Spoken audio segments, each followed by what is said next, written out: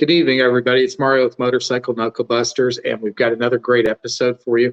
I know I say this every time that I'm excited about the next guest, but I truly am. I really enjoy the people we get to meet. I enjoy opening up the world to these great guests, and I hope that you all are really enjoying this. And if you are, please share our page. Follow us on YouTube. Follow us on iPhone. Anywhere we're out there on all these different mediums, so check us out. Facebook is where you're finding us in a lot of these places, and that's great. But I want to talk about our next artist. Our next artist, he is somebody that his work I've seen for years. It's absolutely remarkable. I know any of you that follow Harley-Davidson motorcycle world probably have seen his work, even if you don't know who he is. Although I do believe most of you know exactly who he is.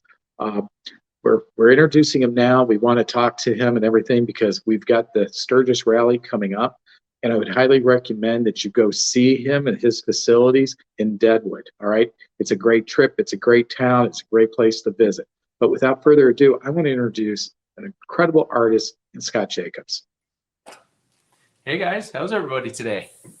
We're great. We are doing so good, and we're all geared up and excited that Sturgis is just around the corner. And my goodness, it looks like you're working hard at some stuff for Sturgis. So tell us what you got going on there, Scott.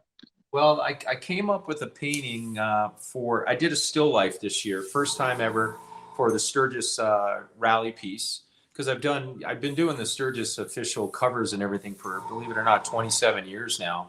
And so this year I wanted to do something a little bit different. So I did a still life, came up with a Sturgis Rally wine label.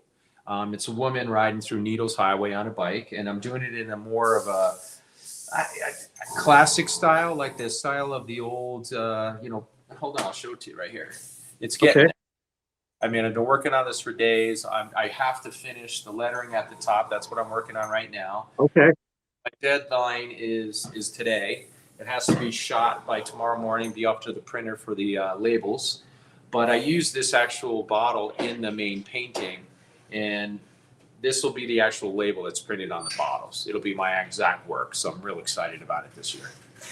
Oh, so now we can go buy a bottle of wine and we can get, a depiction of your original art. Exactly, and I'm going to sign all the bottles too. We'll make them available during the rally here at my gallery and also at our brew house, which is in town as well. Okay, I can't wait. So you need to set a bottle aside for me because we're planning on coming and visiting. So we're going to be out there.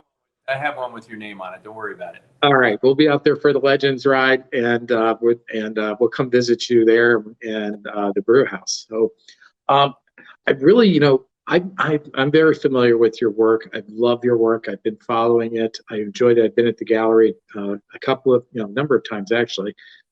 Been to the brewer house. Really, really enjoy that. And so it was really important to me that we kind of allow people to learn a little bit more about Scott Jacobs. So now I understand you grew up in Westfield, New Jersey, correct? I did. I was born in New Jersey back in 1958, and I was born in Elizabeth General Hospital and then moved to what was called Cranford, New Jersey. Then after that, went to Westfield, grew up in Westfield, graduated high school there, opened up an art gallery there back in 1978 when I was 19 years old, and then added more galleries to the chain, one in Warren, New Jersey, and one in Summit, New Jersey. So by the time I was 22, I had 3 major galleries in New Jersey. So now I've been in the business for, believe it or not, 44 years in the art business. Not only as an art gallery owner, but as a publisher and fine artist. So at what age did people recognize, or you recognized in yourself, that this was your calling and this is where, you knew you were going to take your life? I used to do a lot of sketching and drawing. A lot of it were caricatures and things like that. And then when I was a kid, when I was in junior high, we used to cover our books in school with paper bags. You know how you did that with paper bags to protect them? Absolutely. Yeah. So I did these incredible, detailed drawings on these books to make them more interesting. And then one day in school, somebody came over and said, we're looking for an illustrator for the school newspaper. And would you be interested in maybe doing a drawing every week? And I said, yeah. So I became I guess you call it the official artist for the school newspaper in my high school. And I did that. But what that did was it made me think about art on a daily basis. You know, I had to come up with something new for every week. So I had it in my bones at that point. And then I got a job when I was 15 years old in an art gallery. And they allowed me to, when I started painting a little more seriously, to start bringing my art into the gallery itself. So I got positive comments, I got negative comments. I tried Impressionism, I tried Cubism. Every time I did something photorealistic, I got more positive comments about it. So Okay. that was the route I went, because the market drove me in that direction. Because people loved when I was doing the realistic paintings like I've been doing for so many years. Sure. So now, I mean, growing up, so for people that don't know, I mean, you're basically growing up in a suburb community of New York City. How did Correct. growing up there, the influences that were there, how did they contribute to motivating you or driving you? Well, the thing that motivated me a lot was my parents, and not in a positive way. My parents were both alcoholics, and they told me at an early age I'd never amount to anything. They didn't even want to spend money for me to go to college or anything. So I set out to really prove them wrong. That's why I was so aggressive when I was a young kid. I wanted to get out of the house as soon as possible. And, thank God it worked out. Good. I don't know that I got many influences from, where I lived or anything like that. The images that I paint for Harley-Davidson are mostly images from my personal experiences on the road and things like that. It's the things I enjoy. I paint a lot of motorcycles. I paint cars. I paint wine bottles. I paint a lot of cigars. I don't smoke cigars though. But I paint things that have been, inspired me in my life, because that way, the whole time I spend in front of the easel, it's enjoyable. Absolutely. Now, there's been 2 published works now, 2 books about your works. So tell folks about those and where they can find those books. They're hard. They're both out of print now. The first one came out in like 1998. It's the Motorcycle Works of Scott Jacobs. So it's pretty motorcycle heavy in that book. There's some of my car art in there too as well. And then after that, there's a book that came out. I don't know the exact year. I think it's maybe 2008 or 10. The Complete Works, which is a 350-page book of a lot of my art. It's got my wine art. It's got paintings all over it back when I used to paint by another name, back into the 80s even. So it's a more expansive collection of my work. Is that book, and that's the one that you can probably find easily. It's called The Complete Works of Scott Jacobs. You can get that through, you might even be able to get it online still, or you can get it through my gallery here in Deadwood. Okay, that's outstanding. So Cody, our producer, he grabbed a couple of pictures. So we're going to start popping some pictures up, just some different things, so we can talk about these things. So I think he's ready for the first one. All right. So you did this show. So Yep. tell us, and I believe you did this with one of your daughters, correct? Yeah. Secret Millionaire was the #1 show for ABC for, I think it was 6 years. It ended in 2012. Alexa, I was actually flying, and I was in Chicago on a connection, and I got this email from the casting director from ABC saying that they wanted to talk to me about possibly starring in Secret Millionaire. And I thought it was just a joke. So I said, I sent them an email back. I said, I'm traveling. Let me see if I can get back to you next week. And they said, well, we're in LA right now, and we lived in San Diego at the time. They said, could we meet you on Sunday when you get back? And I was like, you mean in 2 days when I get home? They're like, yeah, we'd like to come to your home. And so I Googled the people whose names were on this email, and it was, a TV producer, a movie producer, a director, and they were at my front door on Sunday morning, and it was legit. Did the interview process, And then halfway through my interview, my two daughters walked through the door, and I introduced them to the people there, and they said that we've never done an episode of this show where a father and daughter were involved. And so we thought that Alexa couldn't do it because we thought she had to be over 18, but that wasn't the case for this particular show. So they interviewed Olivia and Alexa too another day, and in depth, asked them a lot of questions because they want to have this show to be really emotional. It has to be an emotion, not just for the audience, but for us too. It's not a scripted show, so it's real life. So at the end of the interviews with the two daughters, they asked us who we would pick, and all of us in the family said Alexa, because Alexa, came across at times to be kind of like she was born with a silver spoon in her mouth kind of attitude.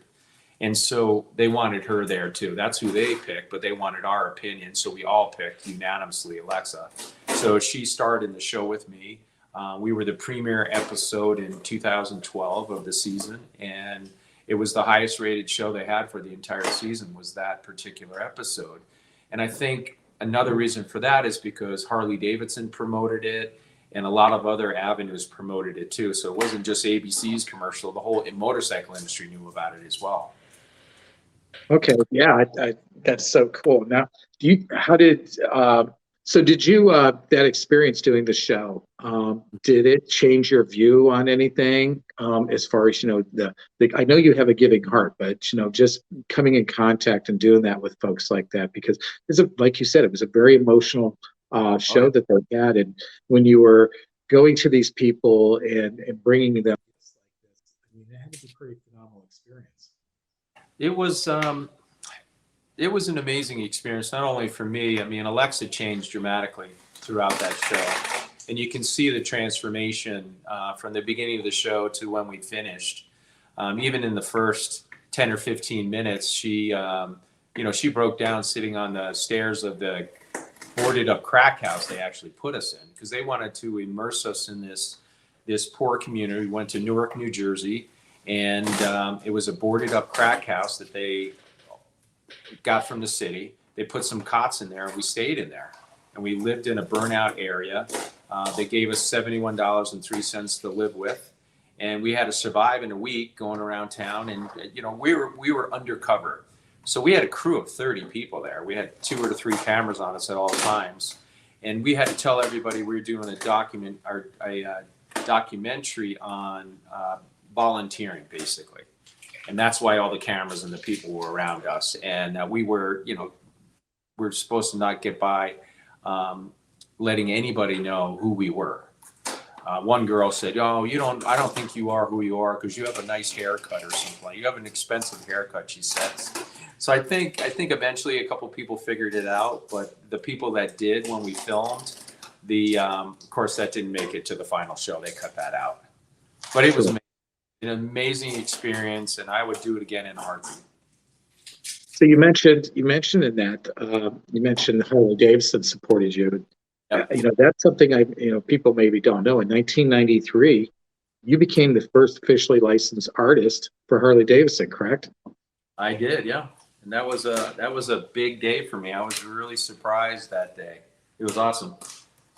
It took a long time. I'll tell you how it came about. So I was doing a lot of car paintings and celebrity portraits and things like that at the time. And I got to a crossroads in my career where I needed to paint something that was going to touch more people, that was going to be more, I guess you would want to say, commercial, meaning more people would want to hang into their houses. And when I was doing these portraits, I did the billionaire Malcolm Forbes, I did Kim Alexis, Kathy Ireland, all these supermodels, but there's no market for limited edition pieces of those people.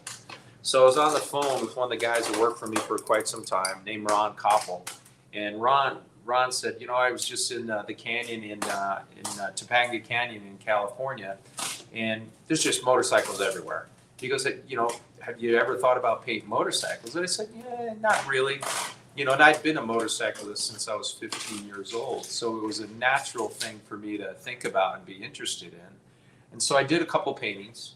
And then they have these two big not motorcycle, but art events. They're called Art Expo. They're held in New York, and they're also held in Los Angeles. So I did the one in New York City, and the licensing arm of Harley-Davidson is called the Beanstalk Group out of New York City. They came to the show, and they came up to me in my booth and said that I couldn't do what I was doing. They said, you're painting trademark and licensed images.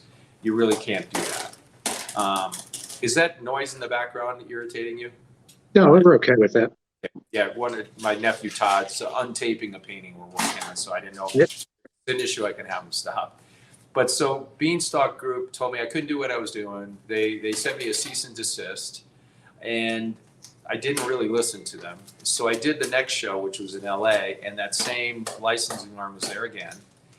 But the problem was, not the problem, but I think the good part is that Jeff Bluestein, who was the president of the company at the time, was with them. And Jeff said, "Is this the artist you've been talking about?" They said, "Yes, we've already sent him a cease and desist." And he goes, "Well, his stuff's really wonderful. Why don't we try to figure something out?" And they said, "Well, we don't license artwork." And I said, "Well, why don't you license artwork?" They said, "Well, every time we license something, it's a big contract. It costs, tens of thousands of dollars. We got lawyers got to do this and got to do that." And I said, "But it's not that I want to do one painting and get a license. I want to continue. I want to do painting after painting and build an art program, with Harley-Davidsons." And so after them thinking about it I guess it was about 6 months later, I became the first artist in the world ever licensed by Harley-Davidson, which means I have a seal of approval from Harley-Davidson. I work directly with them on big projects.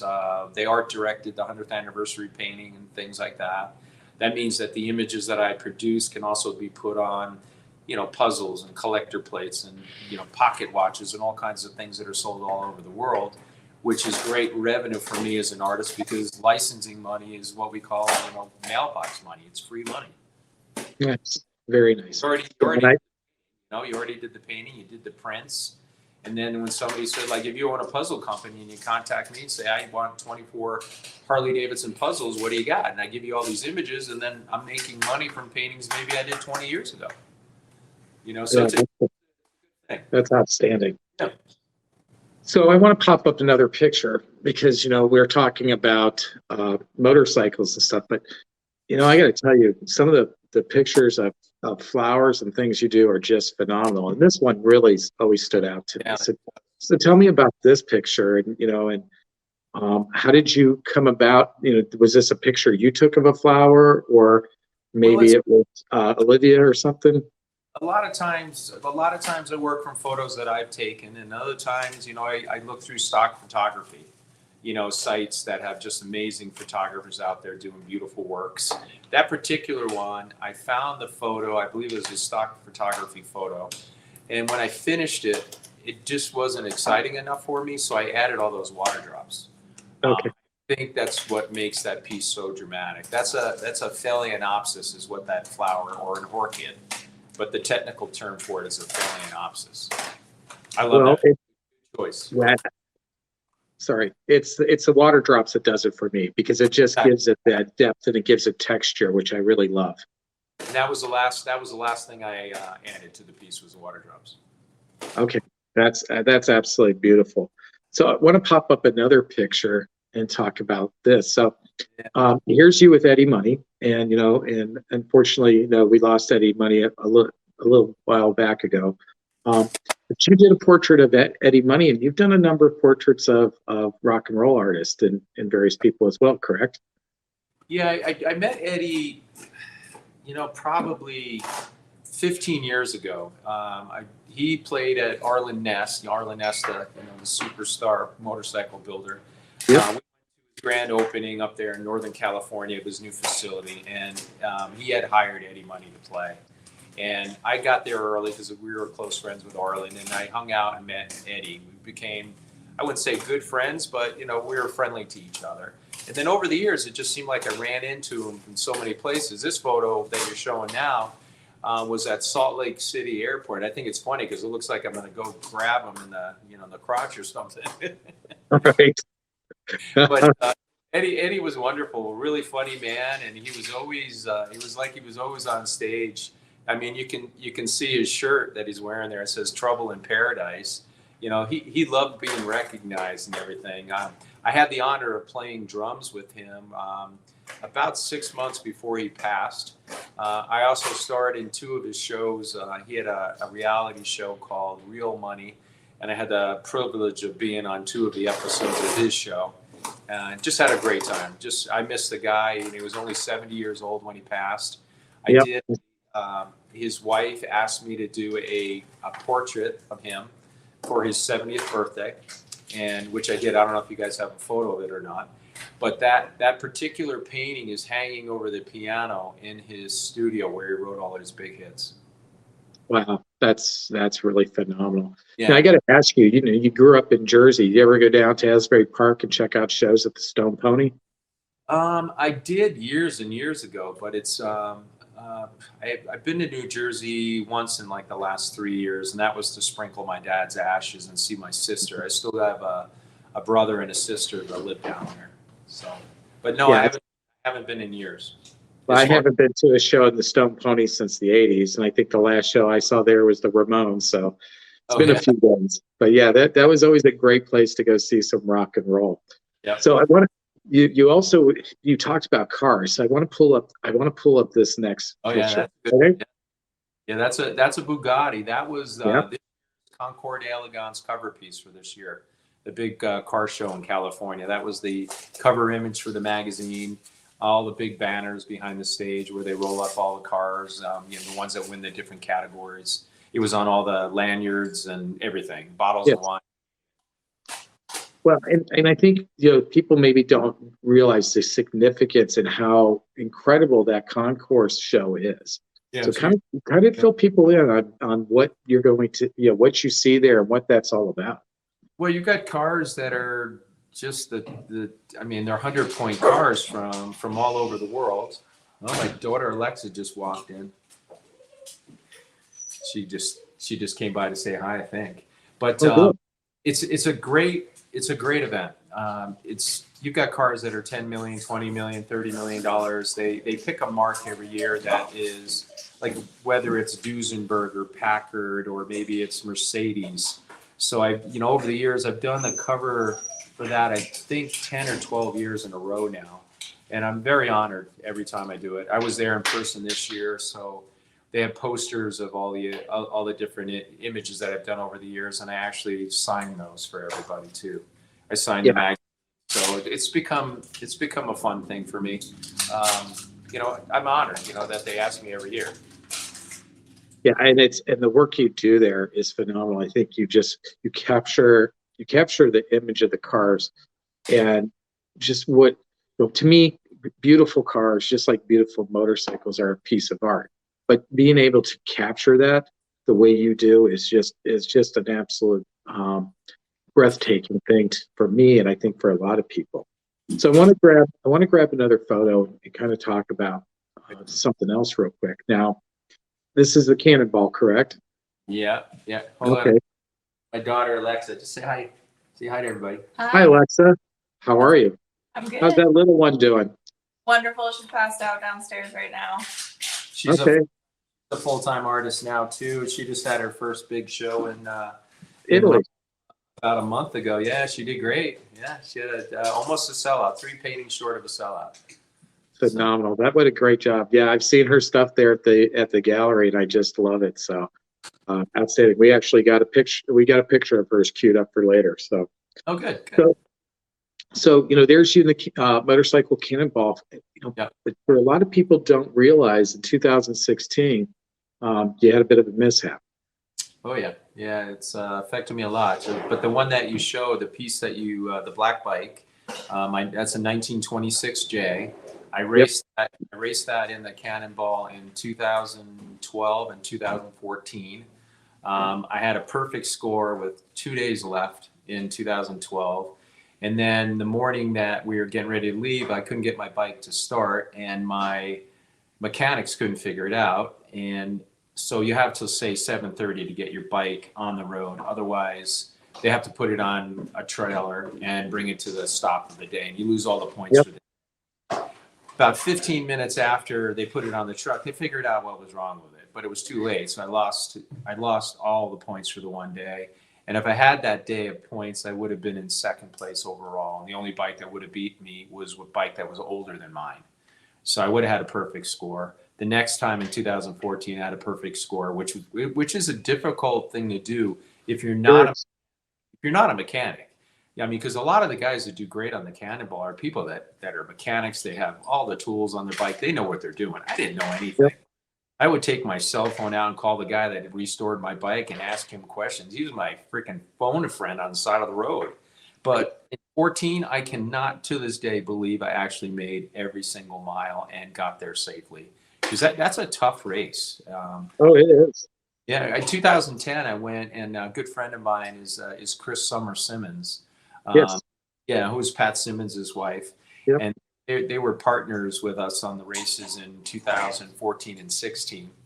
But in 10, I went to follow her because she was doing a motorcycle. My nephew's dropping stuff in the background now. She was doing a motorcycle book, I think it's called the Cannonball Chronicles or something like that. Yes. And so I went in a sidecar and I photographed her throughout the race. So a lot of the photos of her racing in the book are photographs I took. And then in 2010, I decided that, oh, hell, I want to do this. So, but I didn't have any bikes that old. So I went out and I bought a 1926 J. And I gave it to Steve Hunzinger, who's in California, an amazing restorer. He worked on it for about 8 or 10 months, and just beautiful. I couldn't believe that I was going to take this 100-point bike and race it across the country.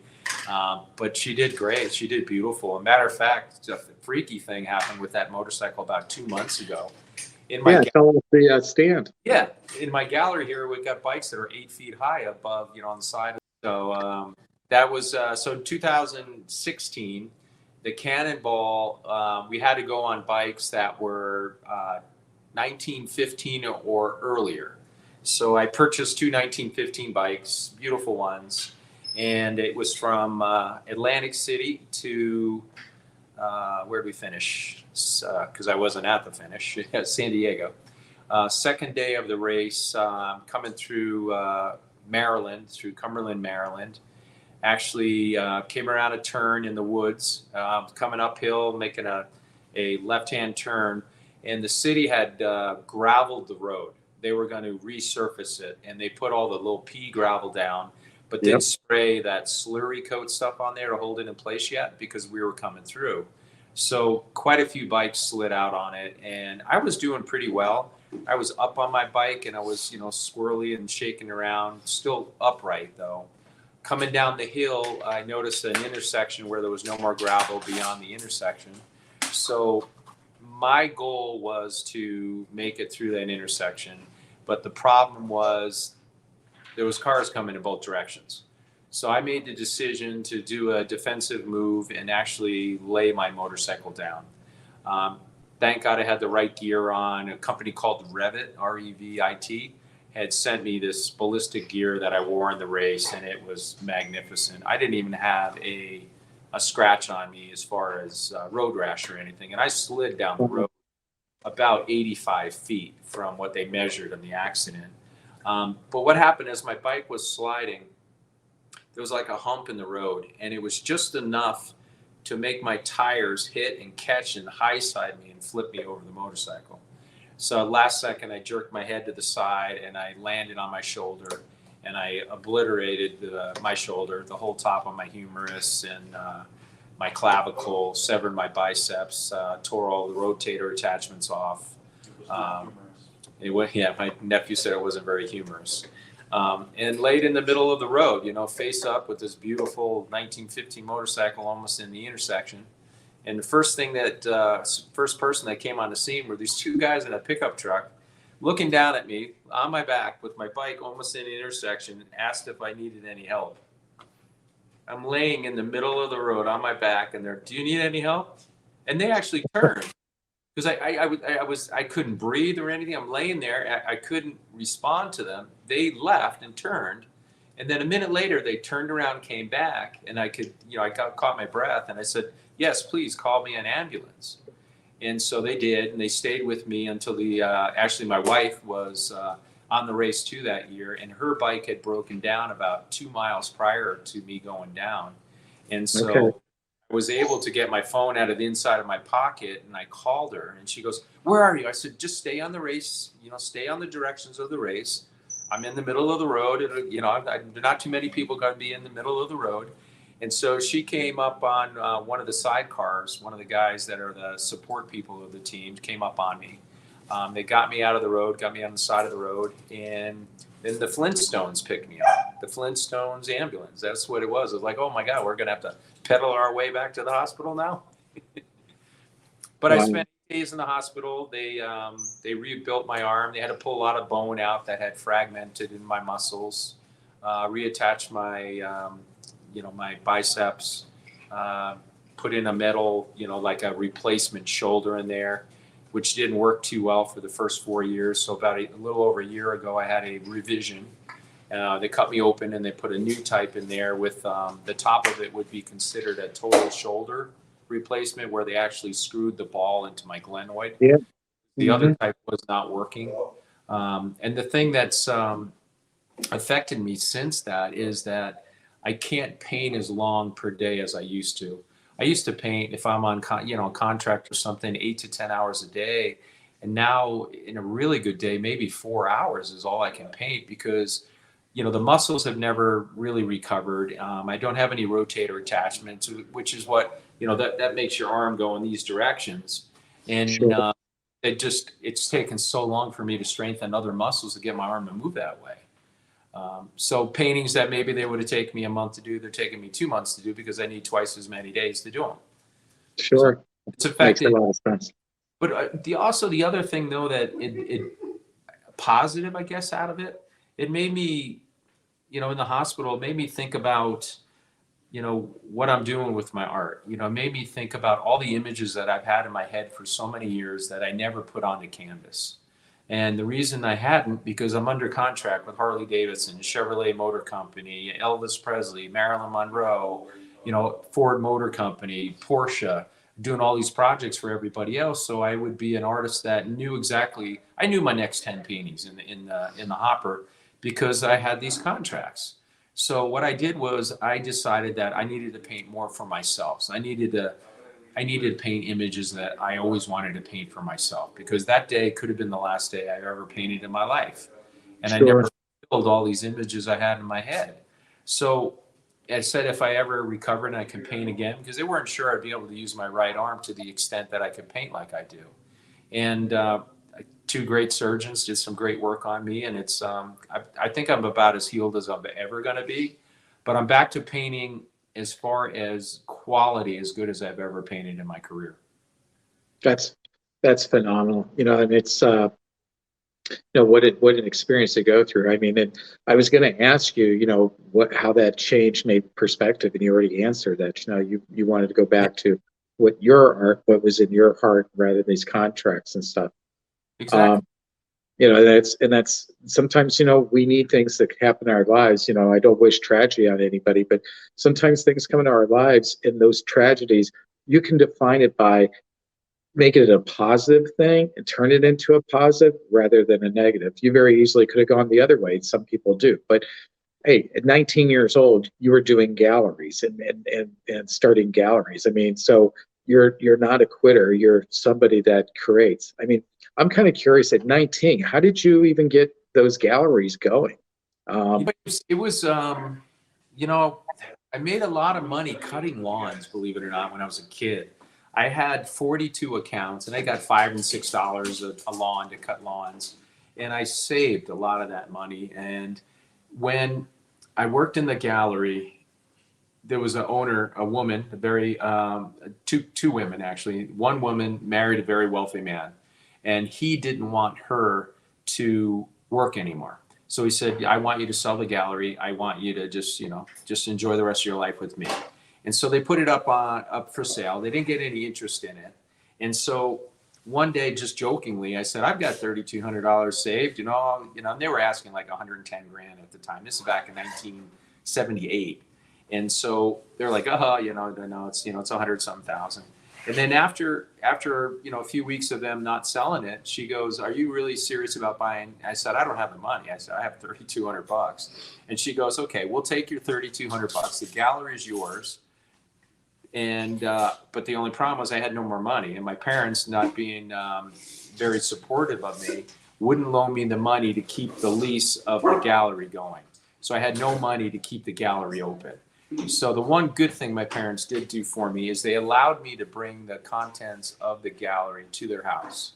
And I set up a frame shop in their garage, and I had product down in their basement. And then they have these things called Valpak, which is like a coupon, like in envelope Valpak. I think they might still exist. And so I mailed those out. I had the mailing list of the gallery, and I said, "Hey, I moved temporarily. Come and make an appointment. Call me up here." And they came to my parents' house, and they picked out art. They picked out framing. I framed in the basement, and then people came back, and I saved enough money over a year period to be able to not only open a gallery, but to purchase my own building. So I became a building owner when I was very young, which has helped me out over the years. Wow, that's a great story. I so appreciate you sharing that with us. So I want to roll to our next picture, because these pictures, I've really come to love them. That's a fun one. That's called Slow Burn. Well, you do a better job than anybody. Like just the smoke rolling off the cigar. Anybody's just seen a cigar that's sitting there, it's burning on the side. It's just that wisping smoke coming off it. It's one of the most realistic photos I've ever seen. I mean, paintings. It's funny. One of my employees the other day thinks that if you look at the smoke at the top, and now I see it every time, it looks like a nose. Oh yeah, it does. Yeah, I see that. Somebody It looks like Alfred Hitchcock. Yeah, and it's pretty cool. My nephew Todd, who's here, been one of my assistants. He helps a lot on the smoke. He loves doing that, and we come up with patterns and different things. We look at photos online, and Todd softens that with airbrush. That's what makes it look so realistic. Yeah, and Pappy Van Winkle. I mean, you're putting maybe the best or most desirable bottle of whiskey out there. Oh yeah, exactly. That particular bottle itself was one of the other brands. What's the bottle? What's that shaped bottle? It's a bourbon. Woodford. That was a Woodford Reserve bottle. Yep. Just painted as a Pappy Van Winkle instead because I needed a Pappy. Okay. So artistic license it's called. Very interesting. That's good to know. Yeah, so I want to burn. Yeah, I love that slow burn. So I can't wait to see that at the gallery. So now I want to pop up some pictures because, I got to tell you a story. Years ago, I had a small business and I was in a home in Ashtabula, Ohio, and the lady was niece of Norman Rockwell, and she had a bunch of his original stuff. And I don't liken you to Norman Rockwell. I don't want to do that. But I can see it was a big inspiration for me. So yeah, you can do but that. I can see that in this art, and here I absolutely love this. And I'm just curious because I'm looking at this little boy and I assume that's his mother.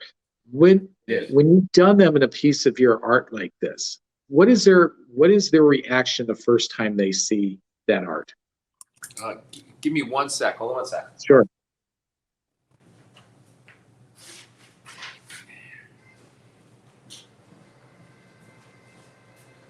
So that's this year's cover piece for Sturgis. Yep.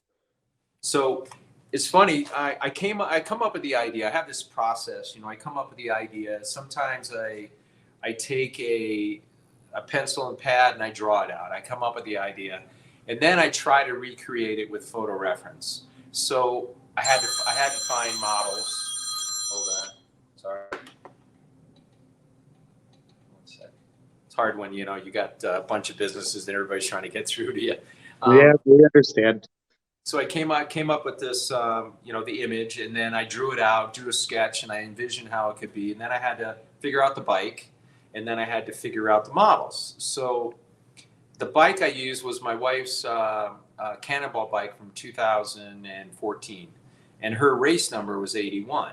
And that was the official piece for the 81st, which was last year. So that's why I used her bike, because it had the 81 on the plate. This year's cover, the magazine company was supposed to change the 1 on the plate to a 2 because this is the 82nd. So that's the only thing they messed up. So people might say, hey, this isn't the 81st, this is the 82nd. Yes, you're right, but it was supposed to have been changed in the image. But I was in Walmart, and this little boy was standing there with a Sturgis hat that was way too big for his head. And I said, is your mom or dad here? And he turns and he points to this beautiful woman standing there in a Harley coat.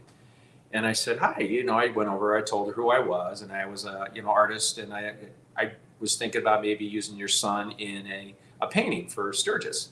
And she goes, I know who you are, Scott. And I was like, my husband owns the flooring company. He did all the floors in your brew house. And I was like, oh. So long story short, I found the two models for the painting. It's mother and son. His name is Hayes and her name is Jade. And they said, yes, they would come and model for me. And they were perfect.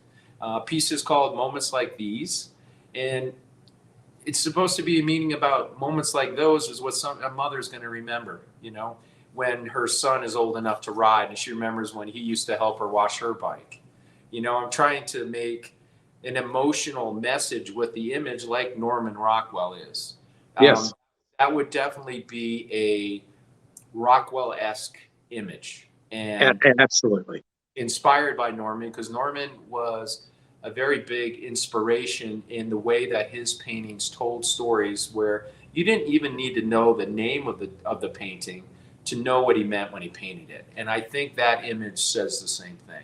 You can see the mom is excited. The kid is really into it. He's scrubbing it, and she's just watching. She's taking it in because, when your kids are older, maybe you're not going to experience that moment again. So moments like these, you need to cherish. I absolutely love it, and I agree with you. That's the thing I love about it, and that's why I brought up Norman Rockwell, because just like you said, you look at a Rockwell painting, it tells you a story. Without knowing the title or anything else, you can figure it out. Same thing with what you do, and I absolutely love it. And I want to pop up the next picture because once again, it does the same thing. Yeah. That little girl, she was the cover piece last year. Oh, God, I'm trying to remember her name. She was freaking wonderful. Oh, my God, what an animated little girl. She was recommended by my daughter, Olivia. Olivia said, God, I can't believe I can't remember her name. So that piece is really, really cool, too. That tells a story, too. So my daughters, when I would travel on my bike, on trips, or I would go to Sturgis or even go on an airplane, when my girls were little, they used to leave notes in my bags, my saddle bag. They put like a Snickers bar or something. So that image there, that's called Daddy's Girl. And I've got 2 daughters. Yep. That little girl is leaving a note in her dad's saddlebag while he packs for Sturgis. There's a calendar on the wall in the back, and it's for August, and all the dates are crossed off, and the next week it says Sturgis. So it's the day before Sturgis. He's packing up to head out. And the last thing he's putting in his bag is actually a mask, because that was the 2020 cover piece. Yeah. So I thought he was being safe, because of COVID, want to be COVID correct. So he's putting a mask into his bag is the last thing he's packing. And the guy in the back actually is now my son-in-law. He married Alexa. Okay. So it's kind of cool tie. And he wasn't my son-in-law then, but he is now. That's outstanding. I love it. Just that when I saw that and you see the little girl slipping the note in, and it just touched my heart. And I wondered if that had something to do with your girls as well. So I'm really glad you tied that in for us. That's where the idea came from. And that's a local barn. That's the famous Anderson Ranch, which is off of Route 90. It's between like Whitewood and exit 17 on the 90 there. It's a beautiful farm. They were so great to work with me and allow me access to the barn.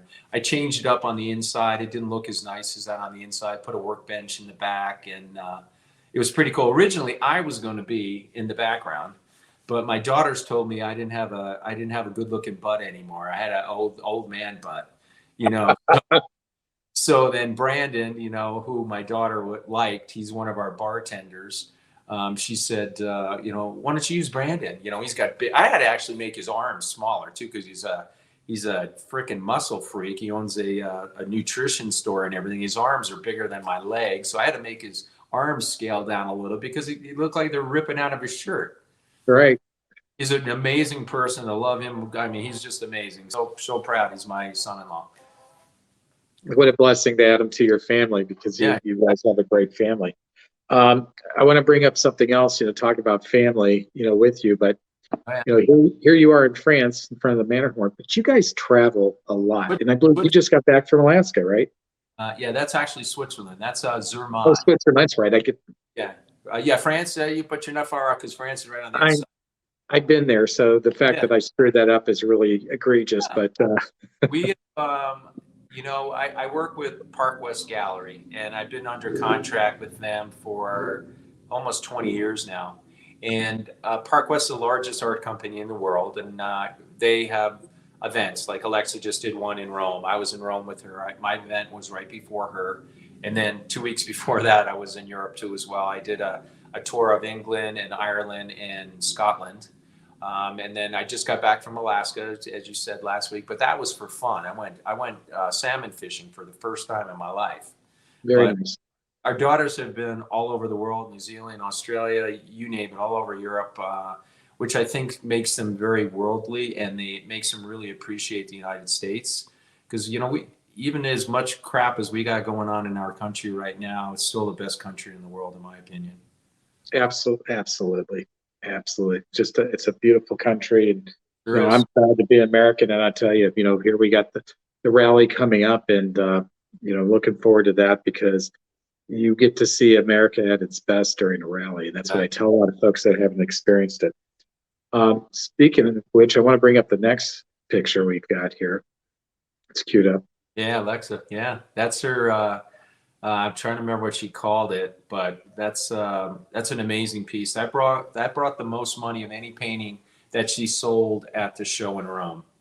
Very, very proud of that. I mean, God, if you could zoom in on that thing, my God, she did such an amazing job. All the wrinkles in the flesh and the beads and everything.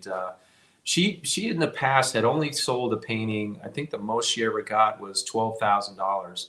That sold for $30,000 in Rome. Wow. I mean, that's incredible. Almost triple what she had gotten as a record prior to that. That's outstanding, and I think she's going to have an incredible career. And I've been looking at the stuff that she had, the one set of lips that she did. I love that piece. It's really, really beautiful. But you've got Alexa there, Olivia. She's in photography, but you've got a number of artists there in your studio. Why don't you tell us a little bit about, if somebody comes out for the rally this year, comes by their studio, they can see your stuff, they can see Alexis's stuff, they can see Olivia's stuff. But who else are we going to be able to see there? Some of the different things. My nephew Todd, who's been an assistant with me for, I think, like 13 or 14 years now. I trained him to be a photorealist too as well. And I trained him in my style. So when I'm doing like the painting I'm working on now, this one here, like say, and this is very simple. This is a totally different style, but this is for a wine label. Like I could say, okay, paint this blue solid in the background. I could draw it out in pencil and say, paint that blue for me. And the reason I have an assistant, I've always had an assistant for years, is because that way when I'm traveling, my paintings can still be worked on. I leave, instructions on what I need done next, and Todd's been that guy for me for a long, long time. He's taken his art to the next level, and he's been an amazing, amazing help for me over the years, helped me through my recovery. When I couldn't paint hardly more than an hour a day, I sat with him and told him exactly, and he became my hands for about 14 months. I did as much as I could, but he helped me out a lot. So he got me through a really hard time in my life. And I'd like to point out, I mean, you're talking about assistant, and I think a lot of people don't realize that some of the greatest artists in history have had assistants. And Michelangelo in the Sistine Chapel was not solely painted just by him. No, It was with a number of other people and through his direction. So, I think that's important that people understand that. I know some artists that have, like Peter Max, a real famous artist from Yep. decades ago. He's not really doing much anymore. He's got a lot of health issues. At one time, Peter told me he's had as many as 100 assistants. He had such a demand for his work, and his work is simple. I mean, Yes. I could probably do a painting in a half an hour in his style, but he has such a huge following around the world. He needed that many people to keep up with the demand.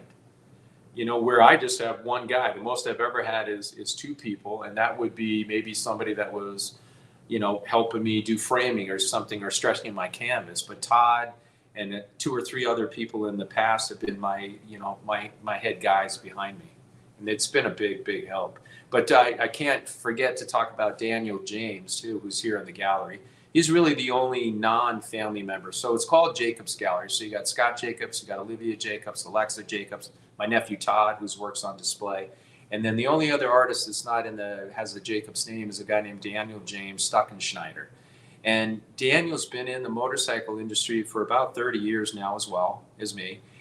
Dan started as a clothing designer for T-shirts for Harley-Davidson. He's designed more T-shirt designs than anybody in their history. Shirt backs for dealers. I mean, if you have Harley shirts, you have something that Dan's designed. Very interesting. They've used those images to do all kinds of products as well. Coffee mugs and tin signs and all kinds of things that are sold all over the world. So Daniel James is the only other artist that's in the gallery that's not a Jacobs. He's a very close friend. He moved back here to Deadwood about 2 months ago, and actually, I'm going to have a drink with him tonight at my brew house. Very nice. Very nice. Well, so now let's remind people your gallery. I know where it's at, but let's tell folks where your gallery's at so they can find you during the rally. Well, we're right on Main Street in downtown Deadwood, and 670 Main. You can't miss us. It's a pretty big frontage. We have 4 doors across the front. It's just a beautiful space. We've got a lot of antique bikes on display all the way back to 1915 in here. We've got a lot of handmade stuff from local artisans from the Black Hills area. We're trying to support the local community by having leather goods and jewelry and all kinds of things that are all, we don't have things from China in here. We're trying to be an American-made company, 100%. And believe it or not, the only stuff that we have that's made in China are my tin signs that Harley-Davidson produces.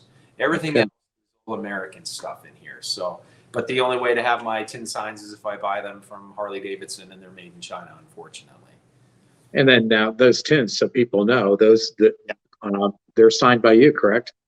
They're signed by them? Yeah, we've got, so during the rally, you can come in if you want to get the Sturgis Guide, which I was showing you guys before. It's my 27th cover in a row for Sturgis.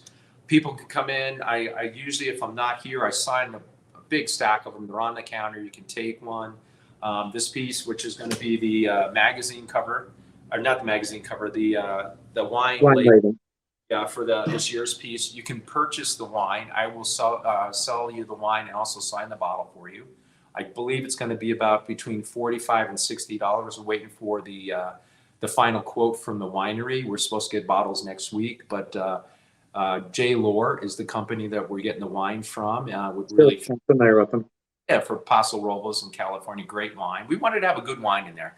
And the reason that we're making them available for sale is because in the past, if you bought a painting of mine that had a wine bottle in it, we would give you one as a gift and I would sign it, but you couldn't buy another one. The reason we're selling them now this year is because enjoy one. We're going to put great wine in it so you can enjoy one. You can buy it for gifts. I mean, how cool would it be if you come back from Sturgis and your friend couldn't make it this year, but you bring them official bottles. I have never done a still life for Sturgis ever before in my career. This is the first still life wine image ever for Sturgis in their history. So talk about a collectible bottle of wine, also signed by the artist too. I absolutely love it. This is going to be a really popular. I mean, I think it should be popular because it's a unique thing. I'm totally with you on that. I think it should be, and I think everybody should be excited to have an opportunity to buy one. Yeah.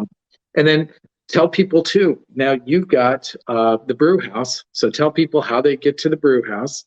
And the reason I opened that project, which I didn't touch on after my talking about my accident, is because I didn't know if I'd be able to paint at this level again. And so we opened up the brew house. So the city of Deadwood calls it the Jacobs Block, because we bought multiple buildings in a row and we opened up the walls between them. So they're all technically now one huge building. So the first building's got a beautiful restaurant in it. We seat, I think, 125 people in it. We have 55 outdoor seats. We have a mezzanine in there. We've got an incredible wine collection, full bar. The next building is a bakery, a coffee shop, and a small grocery area. It's got specialty items. Again, as many local artisans as we can use are in there. We have even the Sturgis paintings on display in there now because we get so many people through there. And then the next building is actually the only brewery in Deadwood. It's called Jacobs Brew House. So the beer is made by us on premise. We have our whole facility, our production facility is in that building as well. And that's also a full restaurant. So we have 3 buildings together. The buildings on the ends are both restaurants, and they sandwich the coffee shop, bakery, grocery store in the middle. And I've got an amazing staff. We've got 100 people that we employ, all from the area. And I think it's the best place in town. And I confidently say that to anybody that comes to Deadwood. They say, oh, where should we eat? I said, well, you should eat at Jacobs Brew House. Oh, do you own it? I was like, I do own it, but I'm telling you, it's the best place in town because that was our intention. My wife says, oh, you shouldn't say that. You know, you sound conceited. I'm like, but wasn't our intention to build the best, coolest place in town? You would have to walk through the front door to see it. I mean, from the bars are handmade, the door handles are It's a beautiful, beautiful space, and you guys paid so much attention to the devil's in the details, and you guys paid attention to those details, and you paid attention to the menu. You did a fine job with the menu. There's something for everybody. The food's exceptional.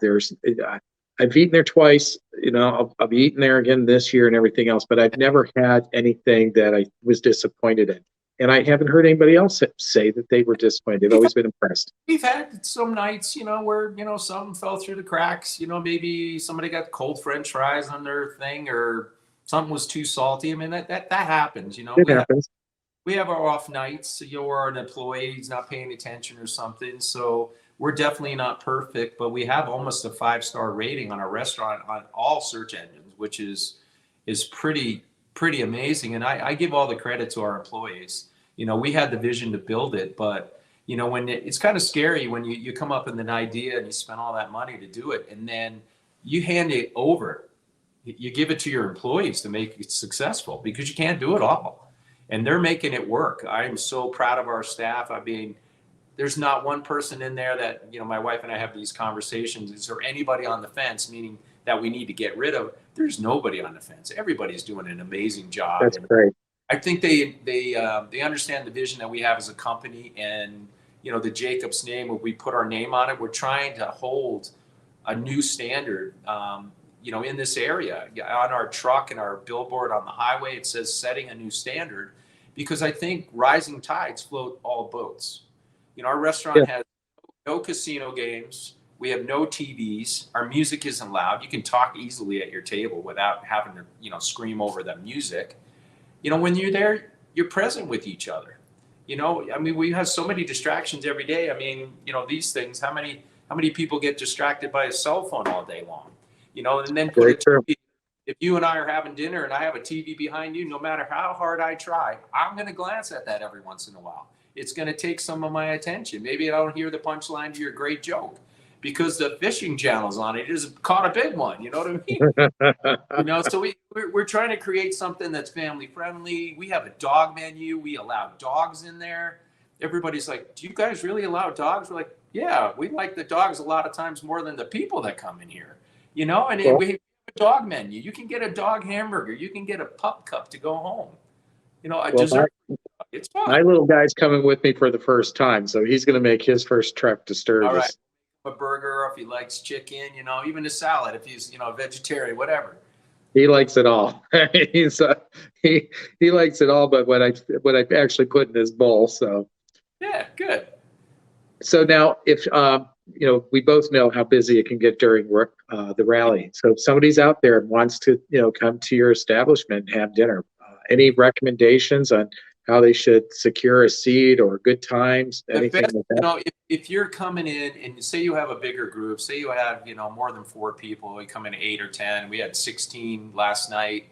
A couple, we have some big tables. If you have a bigger group, the best thing to do, we don't take reservations only because we've been messed up sometimes because people say, oh yeah, we got 20 coming, and you set a bunch of tables and you tell other people, oh no, we got a big group coming in, and then they never show up. So what we do is if you're on your way and maybe you got 8 people, call us a half an hour before. Say you got 8 people coming over, put us on the list, or if we have a table available, we'll put your name on it and we'll hold it for about 10 minutes after that. Because when you're holding tables and you're telling people you can't sit there, we're losing revenue if you don't show up.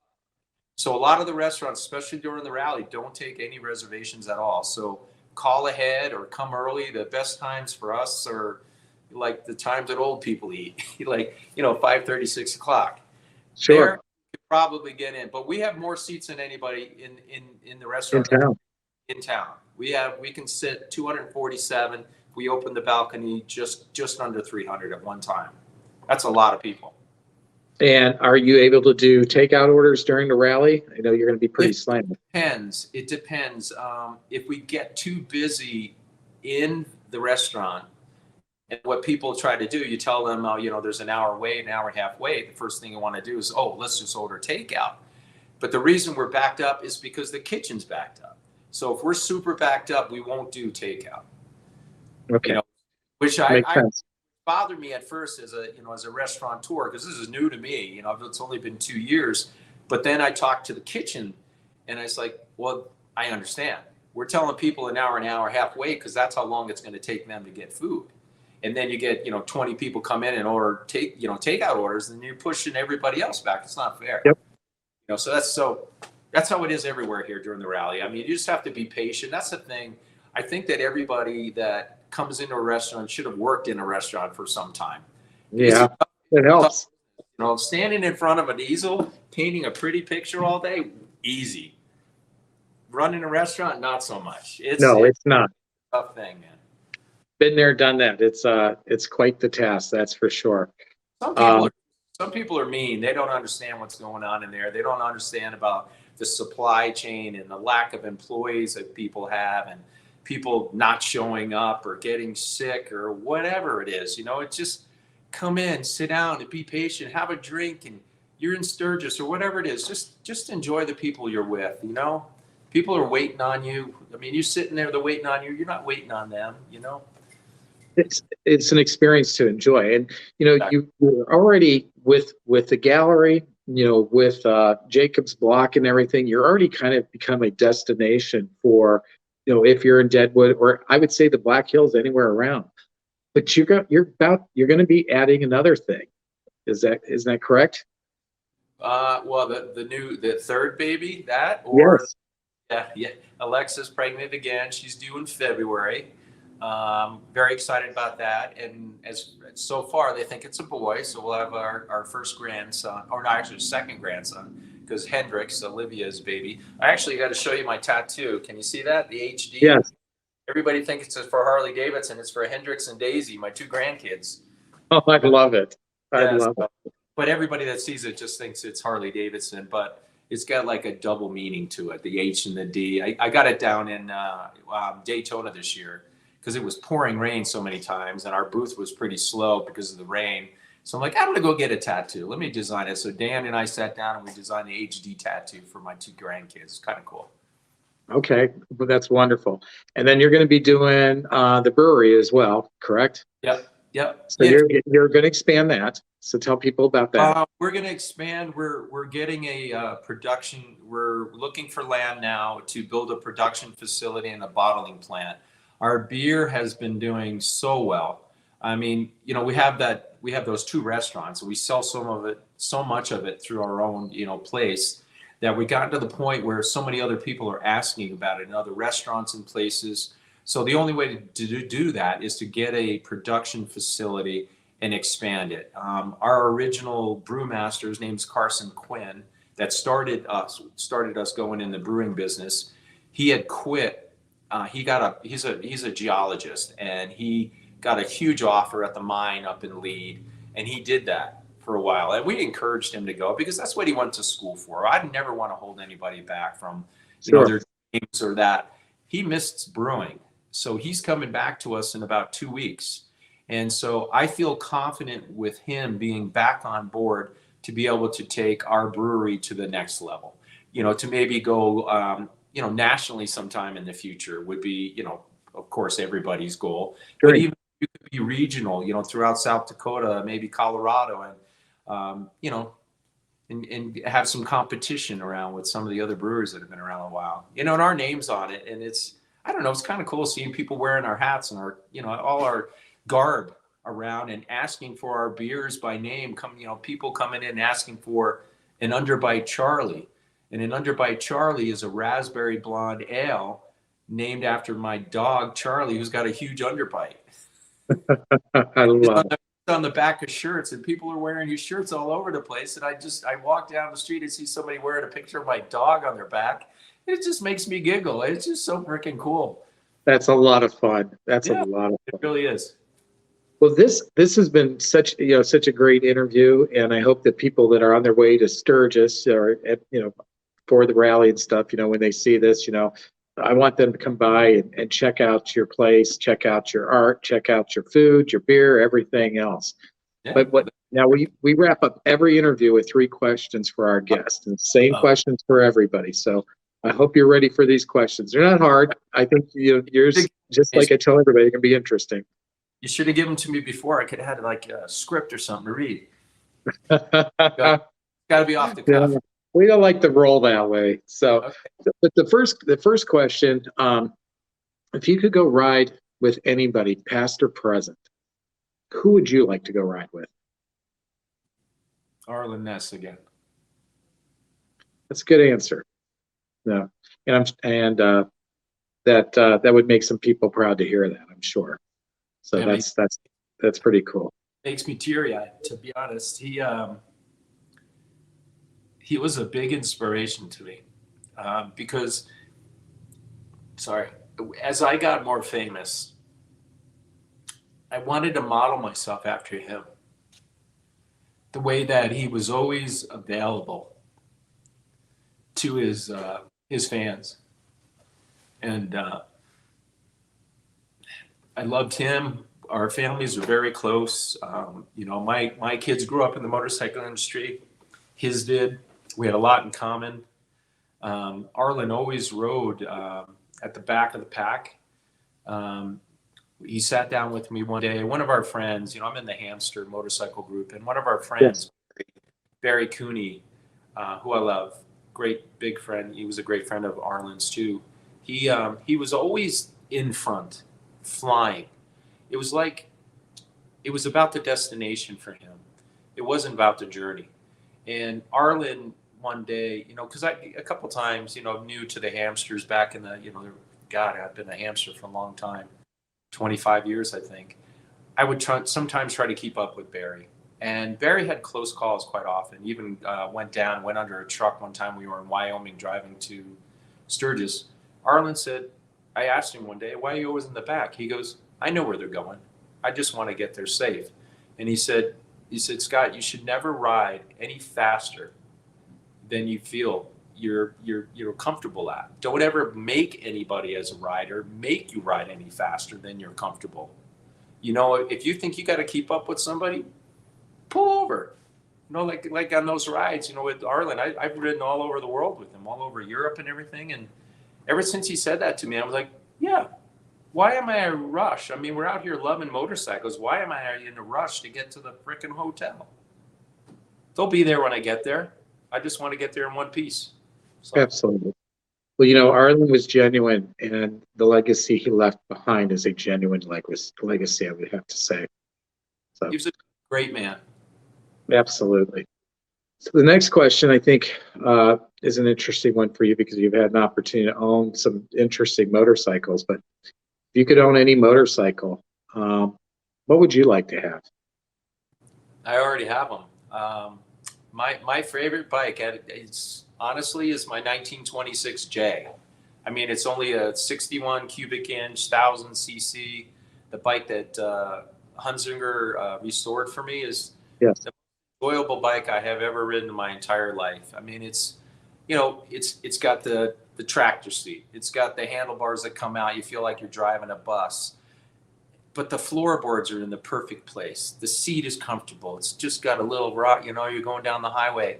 And then if you could consider your handlebars out to your sides, you've got your drink in one hand, you got your remote to your TV in the other hand. I mean, it's like you're sitting on a couch going down. It's just it's so comfortable.